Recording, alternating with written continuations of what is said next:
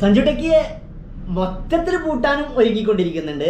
അതായത് ഏകദേശം ലൈസൻസിന്റെ കാര്യത്തിൽ തീരുമാനമായി. അതിനൊക്കെ പുറമെ തന്നെ സഞ്ജു ടെക്കിയെ മൊത്തത്തിൽ പൂട്ടാനുള്ള ഒരു പ്ലാനിങ് കൂടെ ഉണ്ട്. കാരണം സോഷ്യൽ മീഡിയ രംഗത്ത്, യൂട്യൂബിലും ഇത്തരത്തിൽ സോഷ്യൽ മീഡിയ രംഗത്ത് പ്രവർത്തിക്കുന്ന ഈ ഒരു മേഖലയിൽ നിന്ന് മാറി നിൽക്കണം, തൽക്കാലം താൻ ഇൻഫ്ലുവൻസ് ചെയ്യണ്ട എന്നുള്ള ഒരു രംഗത്തേക്കും കോടതിയും അതേപോലെ നിയമമൊക്കെ വന്നുകൊണ്ടിരിക്കുന്നുണ്ട്. കാരണം പ്രത്യേകിച്ച് സൊസൈറ്റിയെ മിസ്ലീഡ് ചെയ്യുന്നത് ഒരു വലിയ പ്രശ്നമുള്ള കാര്യമാണ്. കാരണം കാറിനുള്ളിൽ സ്വിമ്മിംഗ് പൂൾ ഉണ്ടാക്കിയിട്ടുണ്ടായിരുന്നു നമ്മളെ സഞ്ജു ടെക്കിക്ക് നല്ല ഒരു 1.5 പണി തന്നെ കിട്ടിയിട്ടുണ്ട്.